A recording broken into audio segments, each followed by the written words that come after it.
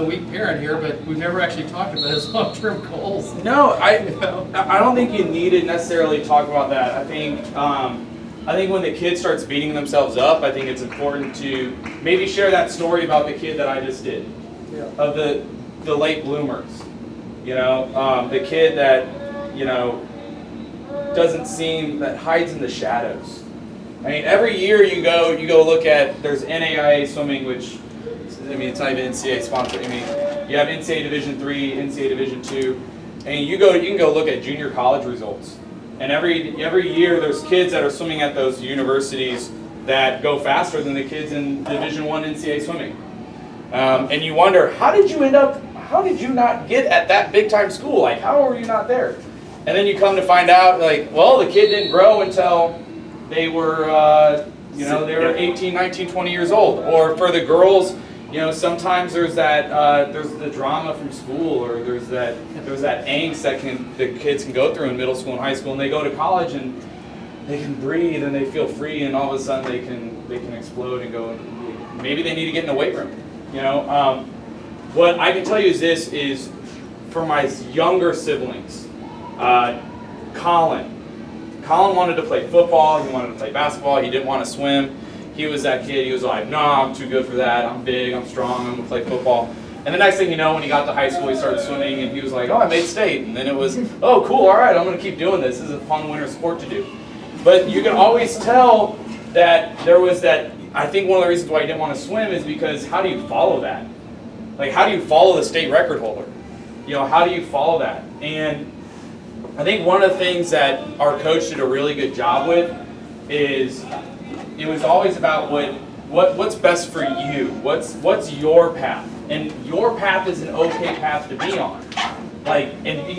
Enjoy your success. And one of the things that I remember happening was when Colin was in college, he broke the school we were at. He broke the school record, right? And it was the 100 backstroke, and here we are at this mid-major conference meet. It's not it's not the biggest deal in the world, but it was big in our minds. He breaks the school record, and I mean, he's like grabbing onto the block and yes, and splashing up and down. And I looked up at my mom, and I was like, that's more than what Tyler did when he made the Olympic team.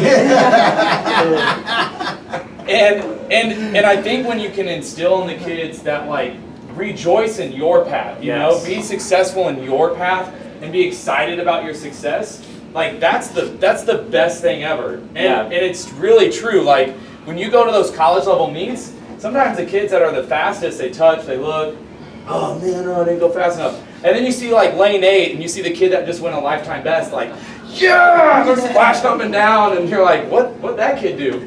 They're like, oh, they just dropped 5 seconds. And so I think that's a really big thing to try to sell them on. And I think that's difficult. I mean, I imagine that at some point, I think as parents, we all are going to have to experience that, whether it's in school or their profession or in swimming, that sell them on their path and get them to celebrate their little goals and stuff.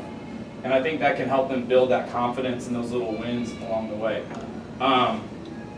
From my own personal experience, we have an example in the national group where we have a young lady that's a senior, and her little sister's in the national group, and her little sister's better than her. And I've talked to that parents a lot, because here I was a junior, senior in high school, and I'm the big shot on the high school team, and all of a sudden Tyler comes up through it. I wasn't the big shot anymore. And it's my little brother, and there's that feeling of am I good still? Am I good enough? And getting interested in the team relays. I was the 5th guy going, could I be the 4th guy on the 400 free relay? And I was the 5th. And I really wanted that. And my parents really pushed me towards that. And it was exciting for me to just be on that relay. And I was excited to contribute to that. And so I think it's about finding those little goals, those little stepping stone goals of, how can you still have that same path, that same, kind of arm's reach goal, but make it to where they can feel successful. Yeah, does that help a little bit? Celebrate the personal victory within the process. I think that's really important for kids to feel fulfillment, is to when they achieve one of those small goals along the path, to celebrate that with them, whether it be we're going to go out for dinner together as a family tonight, or something at home. You guys are you get to choose whatever we're going to do, family movie or family game. Give some type of reward based on that. Those little steps along the way, those victories go a long way in terms of keeping the kids loving what they're doing. And to me, that is one of the biggest things that I think we as coaches do a nice job here at Nitro, is to try to keep it fun, where the kids enjoy coming in for the social part of it as well as the workout part of it. And I see a lot of victory in that way, and how our groups are established and set up within their own peers and whatnot. And getting back to kind of what Paul said, I think it's the first time in a long time that we've actually had some of our 14, 15-year-old boys that we've started to kind of promote up into the national group, right? This is one of the first. So it does happen, I think, more once you get through that tags 1 level. Then we start kind of looking at it like at 15 years old, 14, 15, if you can run with the 17, 18 boys, we're probably going to put you there. But as maybe 10 and 11, if you can hang with the 13, 14 boys, hold on, let's be patient, right? So it's definitely something that we have discussed, and I think it happens. It just happens a little bit later in the program.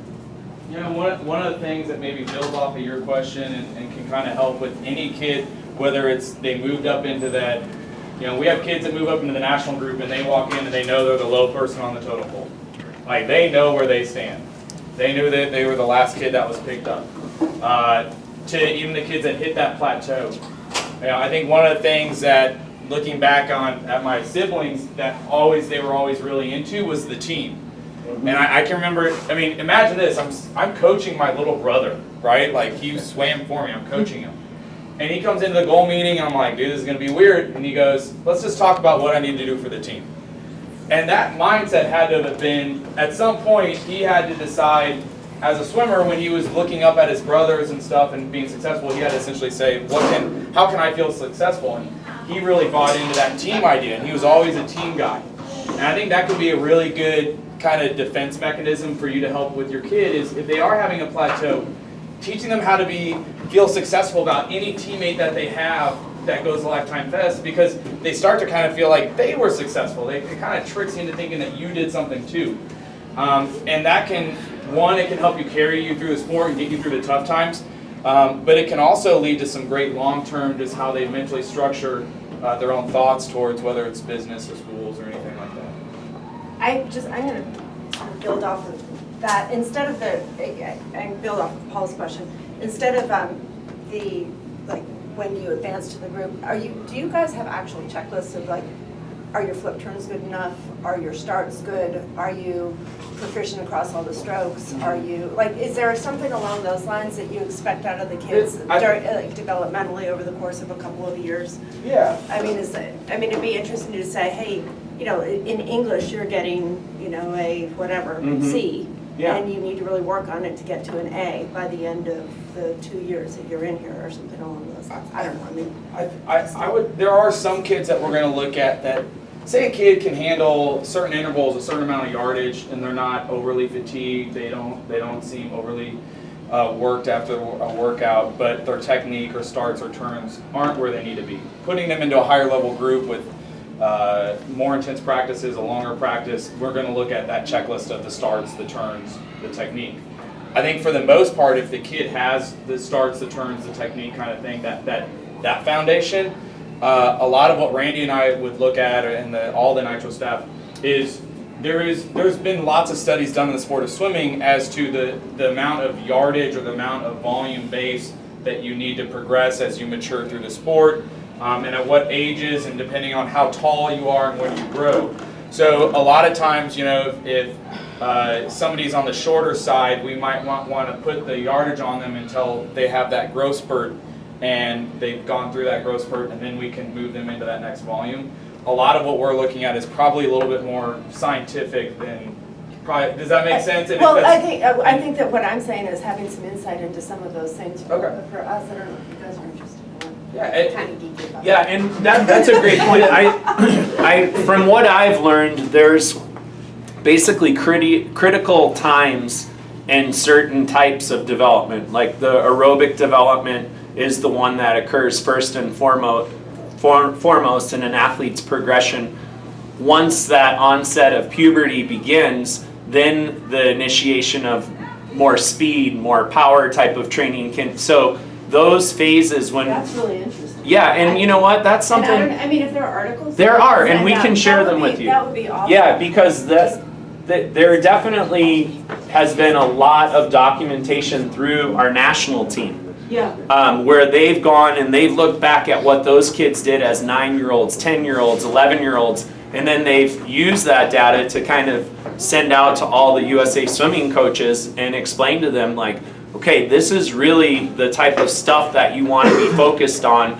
for kids 9 to 11. And it's a little different for males and females because of that onset of puberty. So That's interesting. yeah, and that's stuff that we definitely have access to through USA Swimming, and we can share that with our parents. And I think that's a great place to start in understanding kind of where our mind state is on saying, well, we're going to hold off. We understand this guy's as fast as some of our 13-and-a-half-year-olds, but just developmentally for the long term. But to understand that and to have a visual reference of that really helps out a lot in understanding where we kind of, as parents, you're like, well, are they holding my guy back or holding my girl back? But when you understand that that's kind of the framework in which we've been trained to advance children, I think it tells a lot, and it really shows that we're being patient in the right ways. Yeah.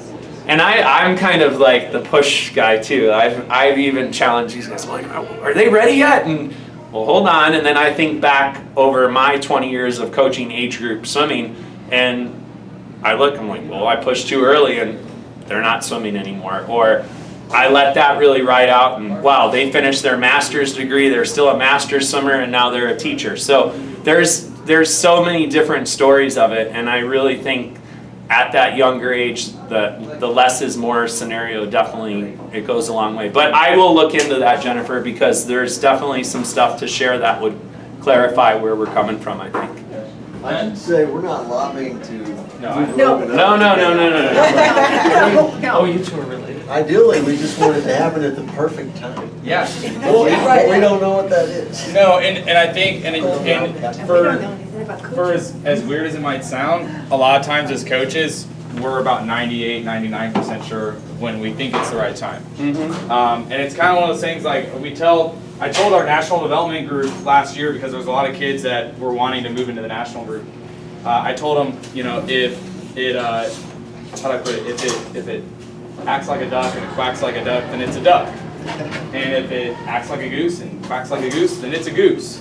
And until you're a goose and we know what a goose looks like, and we know, like, us coaches know what that is, I'm not going to move you, you know, like, and for as vague as that is, I think a lot of it is just we want to make sure that your kid essentially has that, and it's that feeling, it's that knowledge.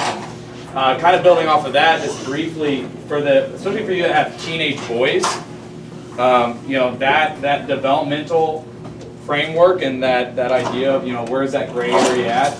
You know, we had a 14-year-old boy that's very talented that we decided to move into the national group that probably could have been moved in the summer, but we asked him to hold back for about 6 weeks because he was going through puberty and he was growing and his muscles were just like expanding like every day. And if we put him into the national group, it'd be like, dude, you're only coming to 3 practices a week, because anything above that and you're gonna break down. And so for those of you that have boys, like, don't be surprised if when they're 14, 15, 16 years old, like, they're gonna go through a growth spurt. And that's again where that having that base and having that foundation is really important, because it allows them to kind of get through those times together. For the girls, it might be more in that 13, 14 range, where having that structure and having that base can help them get through that when they're growing. And when that's a lot harder on the body than I think sometimes we remember it being. Any other questions? Yeah. I like the idea of ABCs on the shoulder. I am not a swimmer. I know nothing about swimming except that you get wet. I mean, I can hear today. I couldn't tell you if my daughter had a knee stroke, a calf stroke, a good tube turn. I don't know what a crossover is versus a flip. I know nothing. How can I know? I mean, like, she's in a good group. She's swimming with good kids, but I just don't have any idea. She's a B swimmer, an A swimmer, a C plus. I just don't know. I get you. I would say that that's okay. And no, even when I started swimming in college, I remember one time my mom was like, your underwaters were better. And I was like, Mom, I didn't do any underwaters. And she was like, no, you went like this and you did flutter kicks and you kicked out further. And I was like, Mom, that's not what underwaters are. And even to a great extent, that's okay. You know, like, it's tough as a parent, I think, to look on it and say, I know nothing about this. How do I know how good my kid is? And I would say it's completely okay to not know. Like, yeah, it's one of those things where, you know, maybe the times, that's always something that my mom really bought in on, was they used to have these little checkbooks. We didn't have deck pass. It was like a checkbook. It was a swimmer's log. It was a little checkbook, and you opened it up, you could write down times and stuff. And my mom would be like, look, you went faster than you did at this meet last year. And we'd be like, oh, thanks, Mom. Like, that was it. That's all she understood, was we were faster than we were last year. And I think that's okay. I think that's okay. Because for her, again, it was more about, what'd you learn today? And even now to this day, when we say, hey, like, we're teaching this to the kids, she was like, oh, I remember you saying something about that one time. What is that again? And, you know, like, Mom. So it is one of those things where that's okay. I would focus on the learning and what they're, asking them questions like that. If you want to ask any, like, individual questions, I'm going to stick around for a while. Otherwise, thanks for your time. I appreciate it. I hope this helped in some manner. Thank you. Yeah, Thank you of very course. much.